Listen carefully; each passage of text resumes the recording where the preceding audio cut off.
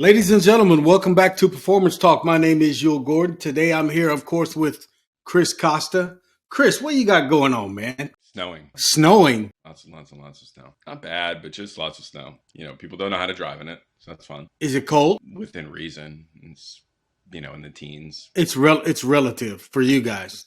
The teens down here, down here in Texas, we roll up the sidewalks when it gets below 32. Well, Andrea, people in Philly don't know how to drive in the snow, even though we have it all the time. Like, they don't know how to drive in the snow. They get flustered with an inch. Now, here's what it is. Here's my experience in Philly. Anything north of Maryland, here's my experience. We're going to drive fast regardless. I was going to say, Philly doesn't know how to drive snow or non-snow.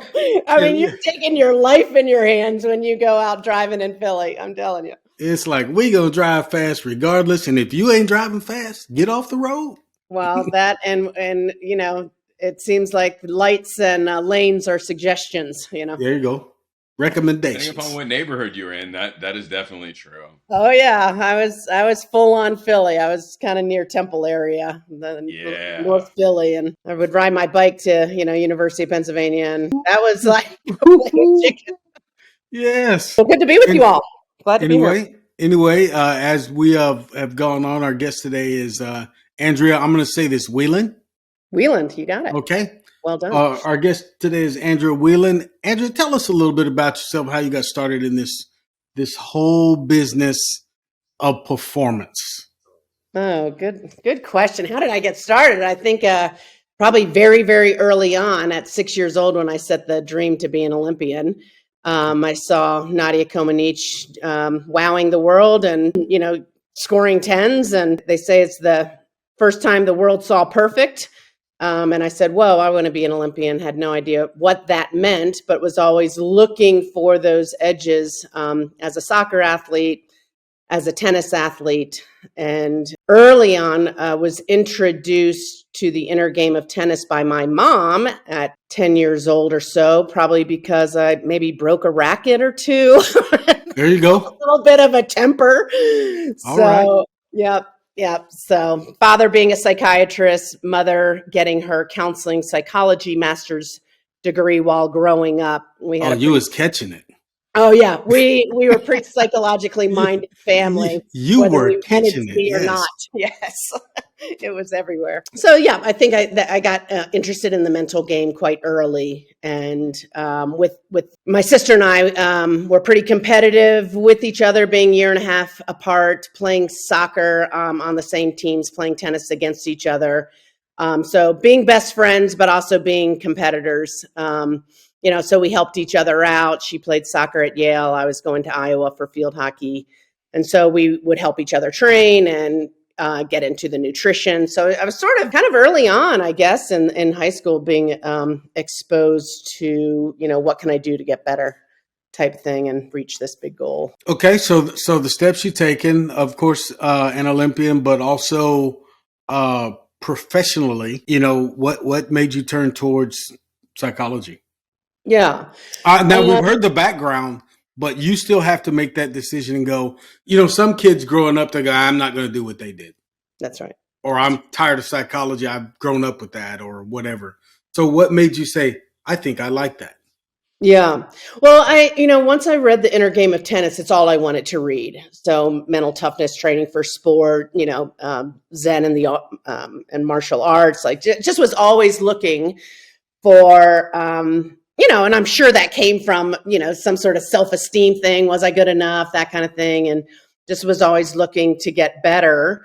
I did decide on psychology in undergrad, and then I kind of had a change. Well, do I want to do something else? But I always just came back to the love of psychology. I think, talking with my dad being a psychiatrist, I was intrigued with some of the interesting patients that he had. I decided, I think growing up in a high achieving, athletic oriented family, not just immediate, but, extended, all my cousins were playing college sports and going to, the top academic schools. So there was sort of this, it was in the water, this sort of pressure, if you will, to be at the top of your game academically and athletically. So, so I decided that I would pursue a PhD eventually. So I think it all just kind of came together. And then being on the U.S. team, we had the team around the team concept in '94 when we had a new coaching staff come in to prepare us for the World Cup. And that made a lot of sense to me because what was that? Which coach was that? It was Pam Hickson. She was the UMass coach for quite some time. Okay. And she was smart enough to recognize that having experts in the disciplines, having the top folks in the disciplines was a much smarter way to go than thinking the coach had to know it all. Right. And that was kind of the beginning of all of the thinking of multidisciplinary teams and groups of people in the profession working together. And if we have a real nutritionist, that's right. Walk in and take care of our team nutritionally from a fueling and recovery standpoint, we're going to be much better off than having the coach do it. Even though the coach might be highly intelligent and very knowledgeable in that area, that's 2 full-time jobs. And it's also important just to have different perspectives and different levels of support. So an athlete might get more attached or feel more supported by the strength and conditioning or the nutritionist or the sports psychologist just because of, interactions with the coach may not be the best. So you have to have some of the professionals around you who pat you on the back, believe in you, say you can do it. And it can't always come from the coach, and it doesn't always come from the coach. So I think that's another important part of this is certainly my philosophy as director of sports performance and going in as, head of mental conditioning at IMG. When I did those leadership roles, I let our team around the team know that sometimes the nutrition can deliver the mental performance if they have the rapport, right? It doesn't always have to come from the expert. That's why the team works together, collaborates, and understands what we're trying to do for that student athlete, as an example.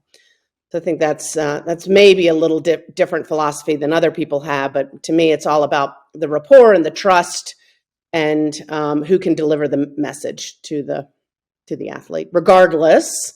If it's something pretty significant, then yes, work with a professional. But sometimes simple messages can be delivered by them. Well, I think that's a critical point. And for our listeners listening, it's not always the strength and conditioning coach that tells you, maybe you need to rest a little bit longer between the rep or whatever the case may be. Sometimes it's the nutritionist. Sometimes it's the sports psychologist that says, hey, back up a little bit. I know you're going at it pretty hard in the weight room, but maybe it's time for a day off or something. Anything like that comes with the comfort of each professional working within the team and each other. I know that I can walk up to you as the strength coach. I know that I can walk up to you, Andrea, and say, hey, look, I got somebody here that's just wigging out on me in the gym. I don't know what they're doing. I don't know. I don't even know where they're coming from. Mm-hmm. Help me out. Exactly. And, and by the same token, you might say, hey, well, look, I think this message comes better from you. Just tell them this. Mm-hmm. Mm-hmm. Or try this. Mm-hmm. Exactly. But if we can't, that's never going to get to the athlete. And so the athlete gets left out because I don't know what to do with them. So I'm going. And you never know about it. And I think that's what makes it fun. The team around the team, being able to converse and learn from each other makes the profession fun, right? And it makes for a better experience for the student athlete or whoever you're working with. Yeah. Chris, what's that look on your face, man?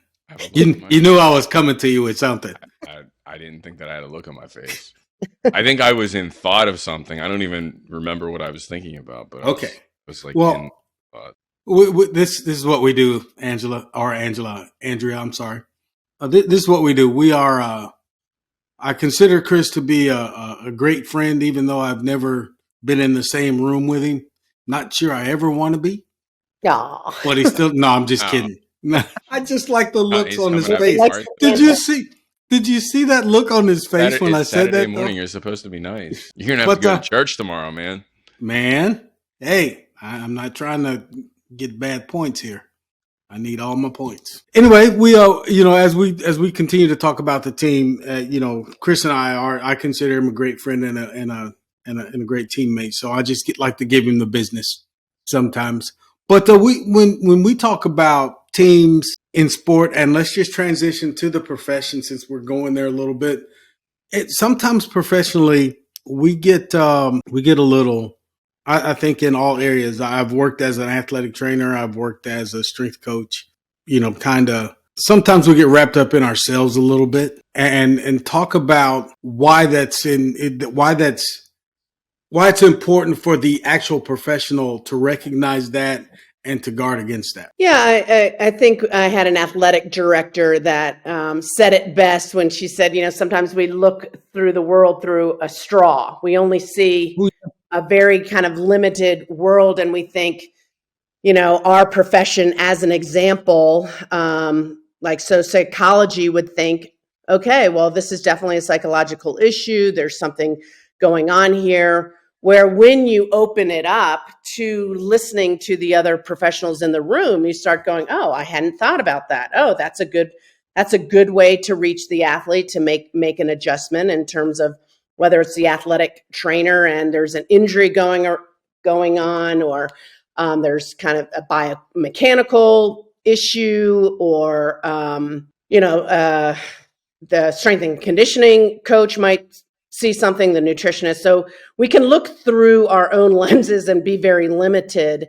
And that's what the value of the team around the team is to find those areas that, yes, we're going to make a contribution, but no, I don't have all the answers for this particular athlete. I can contribute to the whole, but and play my role, but I'm not the one and only. So I don't know if that answers the question, but I'm just thinking we got to put the ego aside and understand that the best professionals who are always growing and learning and being curious and open and feeling like they don't have all the answers, I think are going to be ultimately more effective in helping and being able to say, I don't know. I mean, some of this stuff can be a little messy and challenging, and we figure it out a little bit later down the road, or the answer, or the athlete comes up with their answer, which is the best is when the athlete comes up with the answer. So a couple of thoughts there, I guess. No, I mean you were right in there. For me, I guess coming through this process from so far back, I graduated my undergrad in '85, so I'm old. The point was there was no exercise science, there was no field of exercise science, so you had to go into physical education, and then if you wanted to learn a little bit more about how the body works, you had to take some pre-med classes. And if you wanted to learn a little bit more about, the effects of nutrition, you had to take some of those classes. So it was really, there was no situation where you could, go in and get a little bit of everything. So you came out really at that time, you read a lot of magazines. You were in the bodybuilding and powerlifting worlds because weight training for sport it was still really in its infancy, maybe the end of its infancy during that period, because I know, they've been weightlifting for a long time, but specifically for sport, it was almost unheard of. So working together was not necessarily a thing that was, I don't want to say conducive because it would have been, but it wasn't necessarily thought of. Put it that way. No, I think that's right. And, people kind of get locked into their silos, right. The straw term, right? And and it was kind of like job security, is I have to be the be the expert here. So people depend on me so I can, have a job, I suppose. So I guess, people get sort of locked into, I want to be the difference maker for this athlete. And then they, depend on me. And hopefully it's shifted. I feel like it's getting better and better, but I think the teams that have the most success have a amazing team behind the team or team around the team, whatever you want to call it. And everybody understands their roles and responsibilities, and they leave their ego at the door. But, the ego is present because of insecurity, right? Ultimate insecurity is they, feel like they have to prove themselves. When you don't feel like you have to prove yourself and you're there to contribute, and sometimes contributing is being quiet. Yeah, I mean, some of my best work has been with my mouth shut and my ears open. I mean, because when you're talking to an athlete or you're talking to a group of people and you open the floor for communication and you want that communication, it's amazing what you'll learn. Athletes will tell you everything. They'll tell you how they're feeling, what's hurting, what they think about where they are. But you have to start off with the big C word, caring. Because if you don't care, they're going to notice that right off the bat. I mean, they're going to be immediately, you lost them. Right. 15 seconds into the room that you're done. So if you go in and you care, even if you struggle a little bit with getting to the point, like I do sometimes, they're going to understand, hey, coach, this is where I'm at. And they're going to tell you. So let's keep, unfolding that a little bit. Once you got this great team, you got this great team of professionals.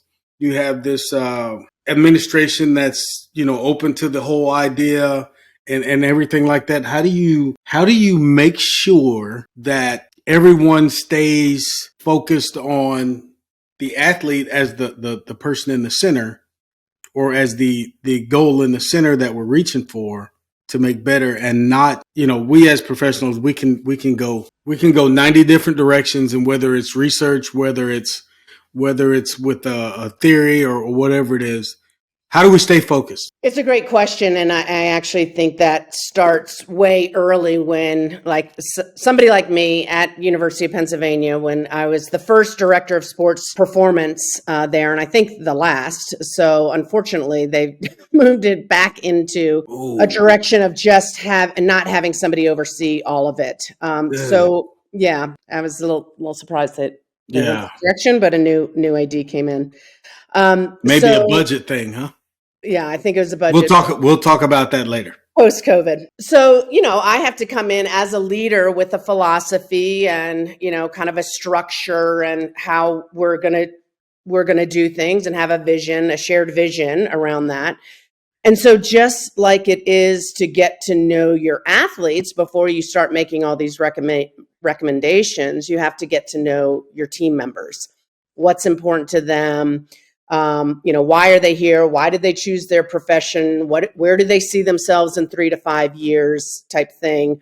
What are they hoping to get out of, contributing to the University of Pennsylvania athletic department, right? And, what do they love about working with the teams? What are their areas of challenge, et cetera? So establishing that rapport and the relationship is critical to get them to then buy into whatever philosophy or approach that you're going to take. So same with coaches, with their team members, they have to understand who is on their team, how they play, what their strengths are, et cetera. I think it's the same for the, sports performance team, is understanding that. And then you build the structures and processes to enable whatever that philosophy is to be implemented. So I just made the structure of some teams, team around the teams did it that way. We called them TATs, for short, is they did it just naturally and easily and were very conversive with their coaches, where others didn't have. 33 teams and 20 professionals with a lot of interns and everything else, trying to get all those coaches, the people in the room at the same time talking. So I said, minimally twice a semester, and then would make, I was involved in those meetings. So I was knowing whether they were taking place or not. But yeah, I think it's when you have your model of the student athlete, the coaches, and the team at your center point. I put all three, because basically you're creating a system, and then you have all the support people around them, including the academic support, et cetera. So when that's the philosophy and you enable the processes, I think that helps keep people focused on the right things. How does you probably were, well, I consider you uniquely qualified to do a job like that. Sometimes that job falls to the senior strength coach, or the senior athletic trainer, or some person that just walks in, has no background except in administration. That's right. You know what I mean? And that's which one is the toughest one from your perspective? Me, I'll tell you mine. The guy that walks in with just the administrative background thinks he's going to be over that. That's tough. I feel sorry for him, actually. Yeah. That's a no-win situation. And honestly, it's a bit unfair. Now, that doesn't mean there aren't people who can do it. Yeah. It just means, I think what was helpful and gained credibility with the coaches and with the athletes is I was a coach, a Division I coach, so I understand their perspective. I was an athlete at the collegiate as well as at the U.S. team level, right? And then a practitioner. So I understood what it means to have an opinion, but not have to be the be all end all to the person too. So I think those direct experiences lend themselves to having a perspective and empathy for those, three different roles. Yeah. And I also, one thing I don't think I've talked about too much, but my company that I started in 94 is called Winning Systems. So 30 years this year. So I've been around the block too. That's all right. Probably ran down the same street once or twice. That's right. So what's that? I'm sorry.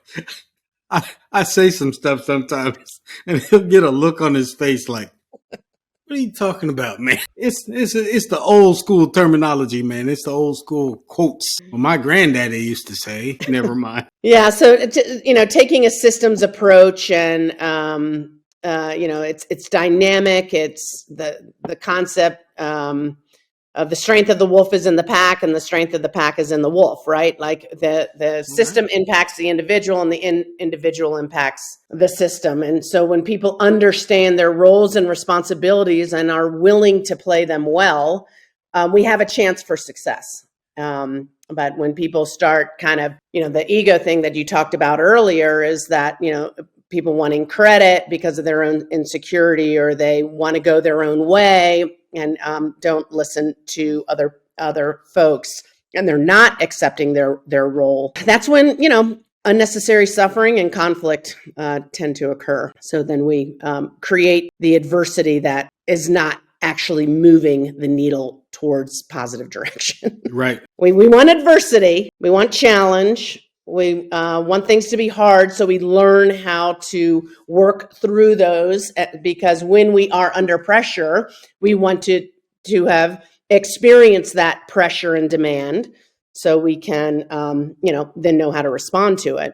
But the unnecessary conflict that makes sporting experiences no fun, you're expecting people to perform when they're miserable, is not useful adversity. So put your hat back on as an athlete. Think about performance, preparation, why the approach is why preparation is so critical to the individual athlete from a performance standpoint. And what I mean, I'm trying to get this question out, audience. They know me though. But from that perspective, meaning, a lot of people just say, why can't I just do what I've always done? A lot of athletes, I come into athletes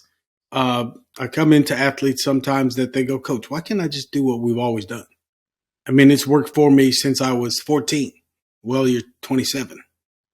That's why you can't do what you've always done. You can't eat, 7 Snickers bars and things that's going to fuel what you're trying to do. Right. So talk to us about that part of this whole process of getting ready to perform at a high level. Well, I don't know. You I'm can a give it big a shot. I don't know if I got it out or not. Okay, I think what you're asking about is why preparation matters, and sometimes you need to change what you're doing in order to reach your goals or the level that you I want. knew there were fewer words to say it. I was just trying to get somebody. I was coaching you along. I liked it. No, I understood what you're saying. I was picking up what you're putting down. So, yeah, I think it all depends on it all starts with the goals, the big vision, the intention. Where are you trying to go and where are you now? Right. And the preparation is the in between. And, preparation comes in many forms. It's not just the practice of your skills and understanding the tactics and understanding the game and your role and, your technique and what you need to get better at from a sporting perspective. But do you have from a strength and conditioning perspective, do you have the conditioning, the endurance, the speed, the agility, the power to be able to perform where you want to be and where are your gaps and where do you need to develop and prevent injury? I mean, there's nothing kind of more sad than, unnecessary injuries because you haven't taken care of your body in the way it needs to be taken care of. And then, of course, you need the fuel to be able to enact the practices and training to get you to your level. And then the mindset. So when you are practicing, you are getting quality reps in. You're not just getting reps in. I've worked with a lot of athletes who are just actually making their whole game sort of worse in the way they were practicing because they were just going for rep after rep after rep and getting a little bit of overtraining or Right. fatiguing and then wondering why they couldn't play well. Well, let's get some quality in there. And what are you trying to do and be intentional about how you're going about to practice? So preparation is everything. And then, so if you were going across kind of game readiness and availability, you got to be available, right? You're not injured. Right. So preparation, what are you doing there? And then pre-performance routines, during performance routines, and post-performance routines. Okay. Let's talk about those habits. Okay. Yep. First of all, you said you've used the word intentional or intentionality several times. Explain to our listeners maybe what we're talking about in that, and then let's go into those habits and why it's important to have those habits of nutrition, rest, preparation, all that. So intention means just clarity of mind of what you're trying to accomplish, and it gives you a level of focus. So a lot of times athletes go in with a scattered mind. They're coming from class, as an example. They're still thinking about the test. They're thinking about the argument or something that happened during the day. And they come in just, unclear about what they want to accomplish during that practice and why they need to get better at certain kinds of things. Yes, do the things that you do well. That's important. Know your signature strengths, but you can't only be working on that. You got to work on the other things because your opponent is going to figure it out and exploit that weakness. So that's why the post-performance routines become so important, is the reflection on the practice or the game of what did I do well? What could I do better next time? And how am I going to get better at whatever I need to do better next time? So intention is just, again, clarity of mind and gives you a focus, because you can't work on everything all at once, because it's going to be a very dissatisfying practice and training experience. So working on 1 to no more than 3 things during a practice makes a practice more valuable, and you don't waste your time and you don't waste your teammates' time and the coach's time, because you have intention of what you're trying to get better at. Right. Pre-performance, performance, post-performance routines, or habits, as I call them. From a coach's perspective, it's one thing. From an athlete's perspective, it's another. Can we kind of separate the two? Yeah. I guess I'd like to know more. Like, tell me what you're thinking about, and then I'll comment on that. 'Cause Okay, I'm just thinking a 'cause coach. coaches should have the same in a way. Well, see, coaches sometimes come into a let's just say a strength coach. He comes in, he says, "Okay, I want everybody to, we're gonna do deadlifts and power cleans today, and I want everybody, 5% more on their last set in weight than they did last time." He's handing out a goal for everybody. That's right. What have we done to set them up for that? Well, I guess what What are the normal habits for the athlete to understand to be able to do that? Well, what you did make me think about for a strength and conditioning coach, and what one of the things Corey Waltz, who's there now, and I hired him as director of strength and conditioning. What I appreciated about him is he did understand what the individual needs are of an athlete for the training. So, Right. these are not his words, but you can just think of a green, yellow, or red zone. Red zone might be go home. You shouldn't Yeah. be training today. You were Yeah. up too late. You're sore. It's not going to be a productive session for you. Or you go super light and do something different, right? Yeah. You don't even look right. Right.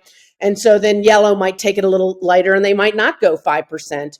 And then, green is I'm all in. I'm ready to go. Right. So I think that part is important, where the athlete meets the coach and the coach meets the athlete, right? So the athlete has to be honest, right, about Right. what's going on. And you have to have that rapport and trust that you're not going to be punished because you say, yes, I'm in the red zone and I really don't think being here is going to be the best for me. But you can't be saying you're in the red zone if you can't be in the red zone. You can't be in the red zone 3 or 4 times a week. That's right.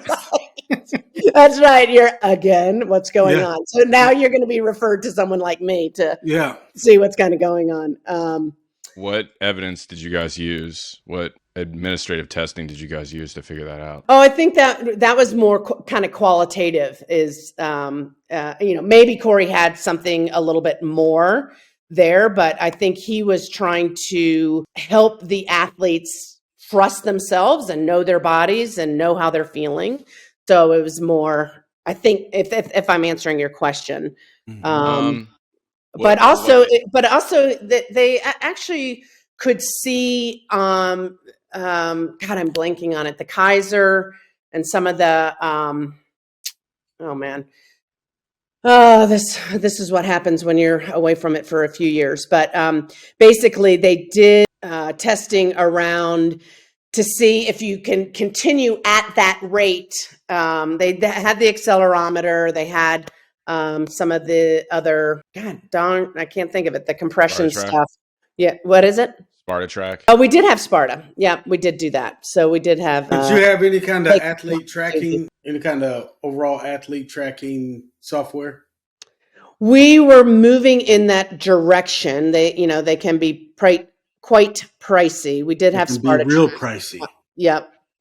So we were wanting to get the athlete management systems, and we moved toward having the athletes tracking on more and more and having it integrated. So we used Team Builder to do a lot of that kind of stuff. Okay. So that was helpful. Yeah. I left there in 2021. So sorry for the gap in all my No. That's fine because because this type of stuff is I mean, it's just now. Chris and I talk about this a lot. That I don't know that we're using it appropriately right now, and it's kind of, I don't want to say guesswork, because I think there's a lot of good work going on out there with it, but everybody's still kind of feeling their way around. What information do we need? How do we qualify and quantify that? And then what does it mean? Well, there's a lot of information out there. You just select what you think is most valuable and you use that consistently, and you should have some sort of result. Whether it's effective or not is for you to determine based on performance outcomes. But it doesn't matter what you choose, honestly. As long as you're using that religiously, then you're going to get something. And if it's incorrect, then you adapt. You choose another test. Maybe you thought X test was going to work for a sample group of athletes or a specific sport or a specific position in a sport. And you use that for a while, and then you alter it if you need to alter it. if it's not giving you the information that you are seeking, not what you expect, because that's the big difference. What you expect to receive is that's where I actually think. shaping. That's creating Hmm. a bias. You don't want to create a bias. You want that objective data to give you an example of what you thought you could get out of it, not what you thought you were going to achieve out of it. And I think that's where strength coaches at times get a little crossed up. Yeah, and just to comment on that, I was big on data is information, but doesn't make the decision. So Right. you use the data to inform your decisions. The data should not be making the decision. So you talk with the athlete, you talk with the coach, the professional gives their opinion, and you all try to collaborate together. That's why that qualitative, how do I feel, green, yellow, red, whatever, Right. or plus, neutral, minus, or something, that talking to the athlete and trusting the athlete and not always overriding the athlete's decision. I mean, we're supposed to put guardrails up and then kind of learn. The athlete then gets to learn, like, was that a good decision for me or not? But we need to build the trust in the athlete and believe them, which they may or may not be right. And we may totally disagree, but we're trying to help the athlete overall build what I would call intense trust in themselves. That's confidence. Confidence is intense trust in yourself and the process, and what you're trying to achieve. That's confidence is not because you've had so many results and you've won so many games. That's a false confidence. Confidence is about the process and your belief in ability to execute on that process. And then the hope is that you win, but there's too many factors involved that if you're relying only on results for your confidence, you're going to have a roller coaster of a ride in terms of your consistency. Good, you? That's that, I guess. I hope that didn't sound dogmatic. No. You're good. You're good. I saw your hat like bouncing on your head like it was about to shoot off. I was waiting on Chris to come in, but anyway, no. As we one of the things about doing this show that I like so much is sometimes I get, I start listening and I forget I'm supposed to be trying to facilitate, but that's because I'm also taking it in. You're a learner, yeah. And that's what I think our listeners do. And as much grief as I give my partner down there, he's in this age with this stuff, he's pretty good. He's the man with the data and the use of data and data analysis. He's going to shake his head no, but that's, if he wasn't humble, there'd probably be someone else's picture like Yosemite Sam or Fred Flintstone down at the bottom. But what is that? I'll let you be Fred. I'll be Barney. Anyway, let's moving on to the next subject here a little bit. If you were going to talk to young professionals, new professionals coming into the field of performance, not only that, but on the psychological side, what's the advice you're going to give them? I often say that you should be competing in something. Whether you're any good at it does not matter, but you feel the feeling of training for something. You set a goal, and what is that experience like? I mean, maybe it's a pickleball league. I don't really care. It could be running your first marathon. It could be doing something that's hard and challenging. So you have the direct experience of what are you saying to yourself, right? So athletes often comment to me, you might be thinking something like, oh, the coach hates me, or I can't do this. Why do I suck? And they're like, that's exactly what I think. Why? Because I've had those same thoughts as an athlete. So right. if you're not an athlete, as a mental performance coach, which a lot of people come through as coaches, but do something hard that's physical. So yes, you can be a musician, you can be an actor or actress, mental coach. I guess they're all going with actor now, but you can have your other profession where you're trying to coach people in mental performance. But I think Right. if you're working with athletes, you better know what it feels like to train and work to get better, I think. Yeah, and that's where I think I agree with you, and I wanted your input on that because I think for many of the performance psychologists, they're taking in athletes, but they don't the experience is not parallel. If I am a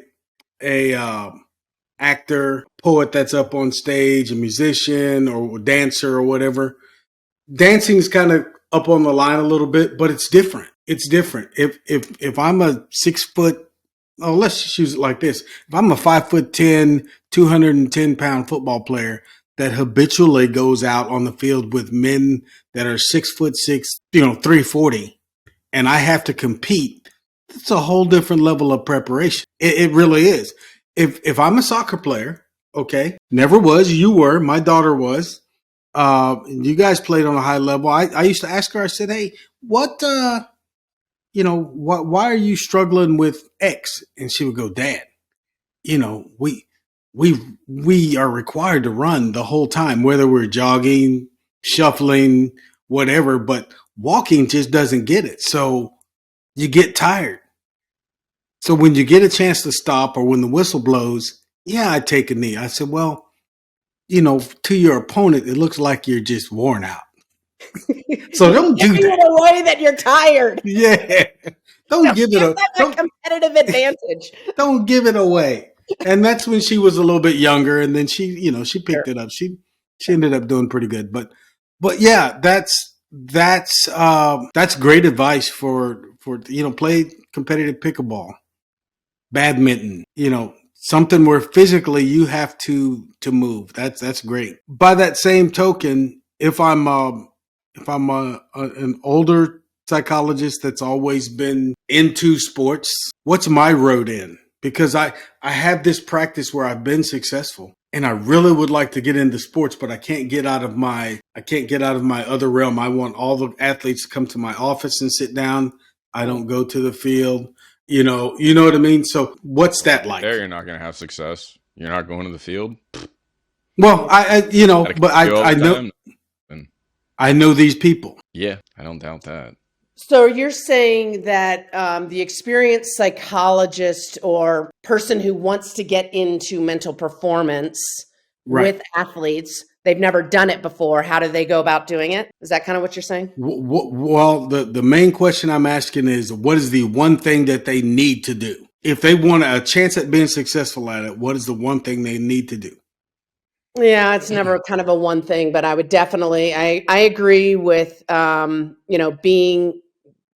being out on the field is helpful to watch the kids practice, to see, or watch the athletes practice to see, how mental performance is showing up. And, it's usually a body language kind of thing, or the way they're talking to their teammates, or, the level of effort that they're giving, or how they respond to mistakes. Right. So then you're trying to get on the level of being able to communicate with an athlete that you get kind of what their experience is. And if you've never really watched it in that way and understand the sport that they're playing, because that's the other thing, I don't necessarily have needed to have played the sport, but I better study it and understand it and talk to people and learn, and then be willing to be educated by the athlete. I mean, I say I'm working with a big mountain skier, and I've watched it on the Olympics and those kinds of things, but I'll ask to be educated. Like, oh, what does that mean? Not assume that I know what they're talking about. And sometimes the athletes kind of appreciate it because, they get to be their expert in their sport. So, I guess it's just a willingness to learn the sport and be with and be curious about what their experience actually could be, and then open it up to the athlete to say, tell me about your experiences, and then you can at least relate because you've sort of seen it. Yeah, that's a great point. I was asked to train a skeleton athlete, a few years ago. Didn't even know what it was, and he taught me about the sport. And then I learned yeah, it's crazy. It's crazy. Not Halloween, y'all. Oh man, it's not Halloween. Skeleton. Yeah, I got you. Oh no, it's yeah. You missed me. You missed me with that, Chris. I'm sorry. Yeah, but no, he taught me about the sport, and then I learned what the demands were for physical training, and if I'm hearing it right, it's basically you do the same thing on the psychological side. You kind of say, okay, but yeah, to do that sport, I've met some of those guys now, and I'm like, yeah, y'all a little bit touched. There's a whole nother requirement for that. Yeah. Go screaming down an ice tunnel. Yeah. At first, for crying out loud. Yeah. But he had a certain level of success, and that's one of the things that I've always said. Okay, I've always said I can train any sport if I knew what the demands and the requirements were for the sport. But here you go. That one was out there for me, and we got it done. So. Nice. And he made the national team and all that good stuff. So that was great. Good job, Coach. Well, I don't know about that. He did a good job. I was just kind of putting lines out there. Don't cross over this line, man. Don't cross over that line. I don't know what you're doing in between. But anyway, these are kind of conversations that I like to have, in psychology that I think about. So. And I just hit somebody on Instagram, so I got a question from a young man I used to train that he wanted to know, and he said he's dealing with younger athletes now. What about the kids? When do you start the mental training for them, and how do you help the parents? That is a great question. My experiences have been more on the high school to pro, so 14 and above. But I have a little bit of an understanding of early development. So at IMG, they now start the school at 10, where there were some little ones, some 6-year-olds out there. I think what we would do with the young ones is, one, it should be all about fun and movement and participation and all this selection stuff.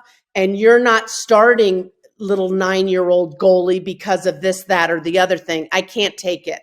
I just think it's just wrong on so many levels. Yeah. So we are really doing a disservice to kids not enjoying sport because we're making it so competitive, when that's not what the main goals should be about. It should be about team and enjoying each other and learning the sport, and learning how to move your body. Like, it shouldn't all just be this early specialization. By 18, they can't stand playing, and they used to have a goal of, being a Division I athlete or going on to play. They hate the sport now. So how have we served? Sorry, I'm a little bit on my soapbox about it. No, stay on your soapbox. Keep it rolling. So I think, teaching them some breath work to help calm them and focus them is helpful. I think, we've talked a little bit about deliberate practice already, is just, enjoying the technique and how to get better, kind of better at it. For parents, I have kind of a model with, and I'm in the midst of writing a book. So I say that the parents have a role in the system, which is basically, it's an acronym called STEP, which is supporter, encourager, embrace, challenge. That's the S. So help the kids embrace challenge, encourage them and support them. They're the kind of the teacher and disciplinarian. That's the T. And that is what's not there is best friend. You're there to be their parent. I don't know about how other people feel about, being kids' best friends, but I'm not a huge fan of it because you might not say the things because you're concerned about being liked instead of being a good parent. Of course, you can have loving relationship, but being best friends is not on my list.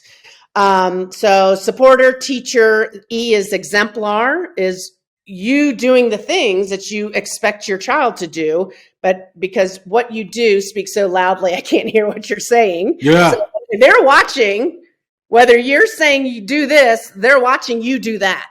So Right. being the exemplar of what you want, and then presence. So kind of a giver of presence. Meaning that you are phone down, fully engaged, listening to, what's kind of going on for your child, and you don't have to fix it. You can just be there and be present. I'll give So, you. yeah. Oh, I'm sorry. No, that's No, it. so I'll give you a bad example of that presence thing. You Okay. drop your kid off at the soccer game, and you're there to watch, and they look over at you, and you're like this. That's right. That's the worst thing I've seen. That's the worst thing I've seen. In recent years, it's like And you don't have to be at every practice and every game. I mean, No. I will tell you that, I went to a boarding school, so they couldn't be at a lot of my games, and they didn't come to a ton of my college games. And they were, yeah. So my parents, I succeeded without, parents being there all the time. But I think when you are there, be there. Yeah.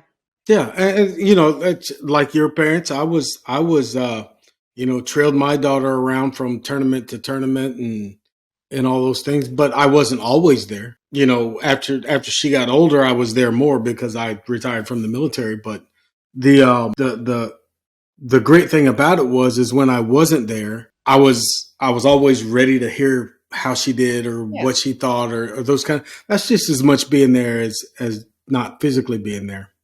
Or as physically being there. But anyway, yeah, those are great points. Those are things that we talk about different stuff on this show because we like to get an inside view of what the people in the profession and the professions that work with athletes are thinking and why they think that way.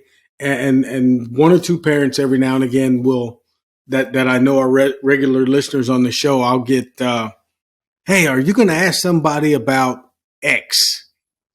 And whatever X is, I try to ask. That's why we got that question. Yeah. So finally, as we continue to march towards the end of this show, I just looked up and realized that we are almost at an hour, and that's good, but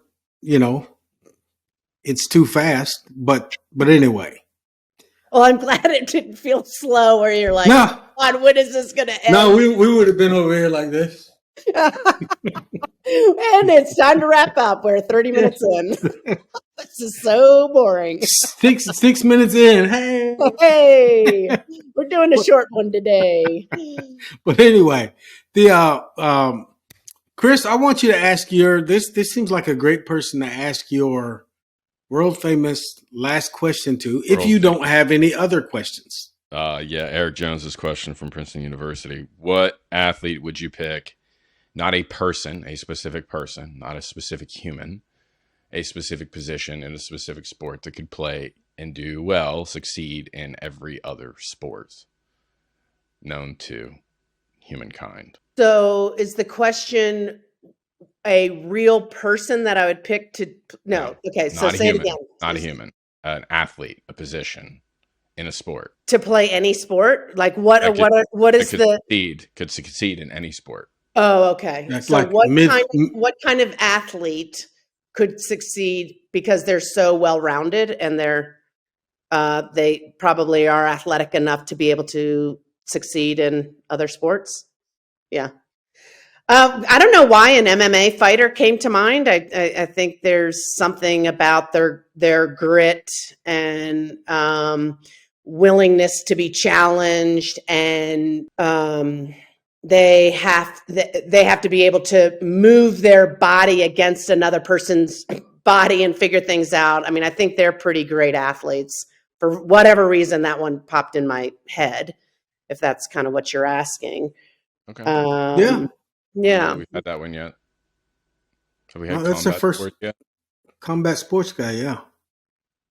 That's What other sports have people said? I'm just curious. A lot of people stick to the big four, with football being the most. Boo. she said boo. Baseball No, comes up a lot. Midfielders in soccer. And midfielders in general, like midfielders in any sport. That's what soccer, field hockey, or field hockey. Yeah. We've had some outliers. I feel like somebody said it like an extreme sport. Rugby. We've had a rugby sevens guy. Yeah. But we had a rugby guy. He was a rugby guy. So here's a little rugby, and it's like, oh yeah, I mean, you've got got you. a deep argument there. Yeah, I'd say a field hockey goalie. That's what I was. I'm kidding. Okay.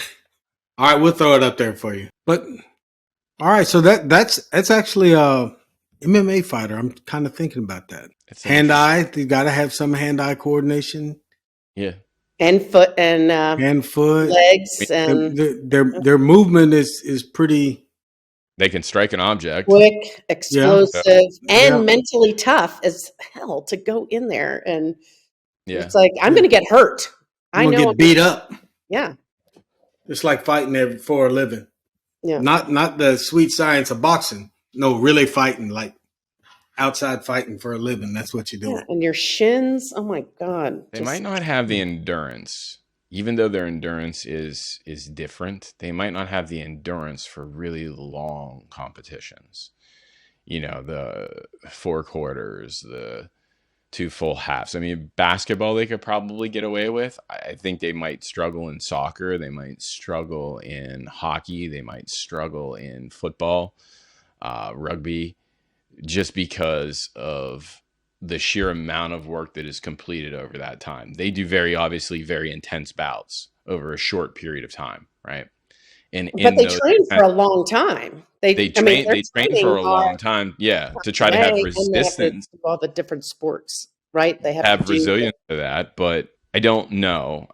I literally do not know whether their training capacity, because it is so high, because of its purpose, which is to make them endure a fight for as long as they can, right, without losing energy, would equate to success in these other sports that require these very acute bouts of potentially explosive activities and, you know, a short break. Whereas their short break might be a second and a half. They might get one breath and then the clinch comes back down and they're right back into it, right? I would think their adrenaline dump would be a lot different too. You know, dopamine, oxytocin, all that stuff would be a lot different. I don't know. I think that would be the only place that they might struggle is from an endurance standpoint. And I don't mean cardiovascular or muscular. I mean, it could be both. Can they produce the same forces again and again and again and again? We know that, you know, as they stage out into their last round, many of them, their strike is weaker than it was when they first started, right? And that's fatigue. That's normal, right? Yeah, I guess what I was thinking that the question was like, who's the all around best athlete, most, kind of a utility type athlete that can go into, but then have to be able to train. So I can't even imagine a soccer athlete, honestly, going into an MMA fight. Oh yeah, no. I mean, you would. No way. But even the training, right? You might have a few that, you know, a few outliers in there that could actually do it. You might have. I mean, you've seen some football guys come in. You've seen guys obviously that are wrestling collegiately. That similar go into MMA because it's combat, right? A lot of the grappling's the same and all that stuff. You've seen hockey players try to do it. I guess you could potentially see a lacrosse athlete do it. They're not striking the same way as some of the other sports are. Yeah, that introducing them into an alternative sport, meaning introducing the MMA combatant into an alternative sport, is probably a lot easier than introducing an alternative athlete into the MMA sport, for sure. I can't. True. There's no contest to that. But then that takes a special individual. That's the psychological part of that. That's yeah. Do you want to get hit? Like, do you really want to? You about to get your eye busted open, buddy. Can you control your emotions when you get hit? Because a lot of people can't. Everything's good until they get hit, and then that's a Mike Tyson. Then they lose it. Tyson. We all have a plan until we get punched in the mouth. Very true. Yeah, I mean, you can't say he's not telling the truth. No. Anyway, it's always great to have guests on and just kind of, talk about the profession and go through and learn a little bit about who you are and why you do what you do. We appreciate having you on. It's been a fun time for me. Not sure the podcast was what you expected it to be, but it's exactly what we wanted.